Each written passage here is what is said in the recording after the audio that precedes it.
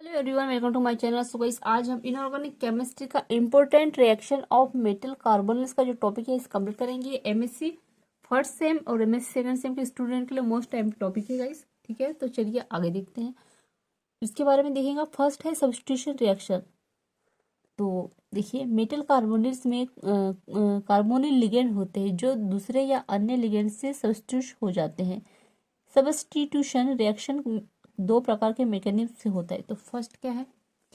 Associative mechanism. तो ये क्या होता है देखेंगे, जब मेटल कार्बोनिल 18 इलेक्ट्रॉन रूल को फॉलो नहीं करता या 18 इलेक्ट्रॉन वाला कंपाउंड अपने लिगेंड से हेप्टिसिटी को चेंज कर देता है, तब हमें क्या मिलता है यहाँ पर देखिएगा। तो इस तरह से हमें ये मिल जाएगा। तो इसकी ये रिएक्शन हमें प्राप्त होगी और हम इसे इस तरह से लिख सकते हैं। ठीक है, ये 16, ये 18, इस तरह से ये हमें यहाँ पे देखिएगा, इस तरह से हमें ये रिएक्शन मिलेगी। आपको ये रिएक्शन अच्छे से याद कर लेनी है, ठीक है, इन दोनों को, और एग्जाम में लिख कर आना है। ये एग्जाम में हमेशा आते रहता है गाइस। मेटल कार्बोनेट से लेकर कुछ भी टॉपिक पूछ सकते हैं आपसे। अब आगे देखेंगे। दूसरा है डाइसोसिएटिव मैकेनिज्म। तो जनरल इज डाइसोसिएटिव ट्राइस मैकेनिज्म ऐसे मेटल कार्बोनिल्स में होगी जिनमें 18 इलेक्ट्रॉन रूल फॉलो होगा। एग्जाम्पल देखिएगा, NiCO4 plus 4Cr, NiCr4 plus CO। तो यहाँ पे देखिएगा CrCO6 PMe250C। तो ये इस तरह से हमें रिएक्शन प्राप्त होगी। ठीक है, इसको हमें इस फॉर्म में लिखना है, ठीक है ना। तो यहाँ पे देखिएगा मेरिट लोनल जो होते हैं वो K1 K2, ये इस तरह से आपको लिखना है। और ये क्या है,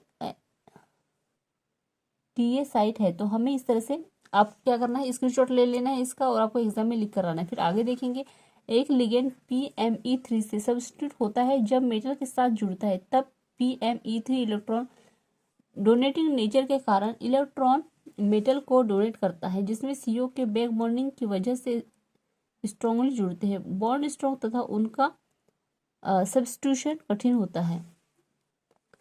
आगे देखते हैं। अब सेकंड नंबर देखिएगा, action of heat and light. तो इसमें दो एग्जांपल दिए हैं हमारे पास। FeCO5 को 250 डिग्री सेंटीग्रेड से हम जब प्रेशर देंगे तो क्या मिलेगा हमें, Fe5CO। अब उसी तरह जब NeCO4 को हम जब 180 डिग्री सेंटीग्रेड में प्रेशर देंगे तो हमें क्या प्राप्त होगा, Ni4CO। ठीक है, तो ये लाइट इफेक्ट है।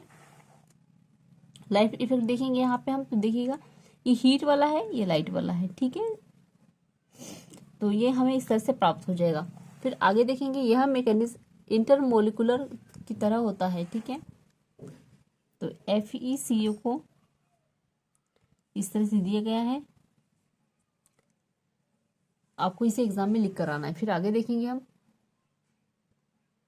अब थर्ड नंबर देखिएगा, Na मेटल से रिएक्शन होगी तो क्या हम यहाँ पर देखिएगा FeCO5 प्लस 3 NaOH से जब रिएक्शन होगी तो हमें क्या प्राप्त होगा, Na plus H plus Fe2 minus CO4 plus Na2CO3 plus H2O। इस कंपाउंड कॉम्प्लेक्स में हाइड्रोजन एटम एसिडिक नेचर का होता है, जिससे यह पता चलता है कि Fe का ऑक्सीडेशन नंबर -2 होगा। ठीक है, अब आगे देखते हैं। 4 नंबर पे है नंबर नाइट्रोजिल से रिएक्शन। तो देखिएगा FeCO5 प्लस 2NO की रिएक्शन होगी AS centigrade FeCO2NO2 plus 3CO के साथ होगी। तो number linear act S 3 electron donor होगा। देखिएगा यहाँ पे, तो ये हमें ट्रिपल बॉन्ड मिल जाएगा N, और ये प्लस माइनस में हमें मिल जाएंगे। इसकी जो रिएक्शन होगी 1 इलेक्ट्रॉन डोनर बेंट हमें इस तरह से मिल जाएगा। 5 वाला देखिएगा, रिएक्शन विथ हेलोजन X। तो Fe हेलोजन को X से प्रदर्शित करते FeCO5 प्लस X2 की रिएक्शन होगी, तो हमें क्या प्राप्त होगा, FeCO4 X2, और ये CO हमें यहाँ पर मिल जाएगा। ठीक है, अब NiCO4 प्लस Br2 की रिएक्शन होगी तो क्या मिलेगा हमें, NiBr2 प्लस CO। अब आगे देखते हैं।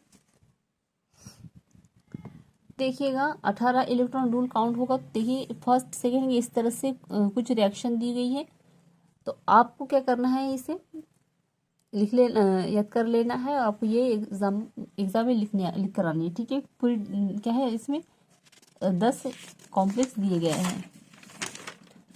सो आई होप आपको ये नोट्स जरूर पसंद आए हो। सो प्लीज चैनल को लाइक सब्सक्राइब कर दीजिएगा, बेल आइकन प्रेस कर दीजिएगा और कमेंट में जरूर बताइएगा आपको ये नोट्स कैसे लगे। और एमएससी फर्स्ट सेम के नोट्स अगर आपको परचेस करने हैं तो आप मुझे व्हाट्सएप पे मैसेज कर सकते हैं। डिस्क्रिप्शन में व्हाट्सएप नंबर शेयर कर देती हूँ, वहाँ से आप मुझे मैसेज कर सकते हैं। Thank you.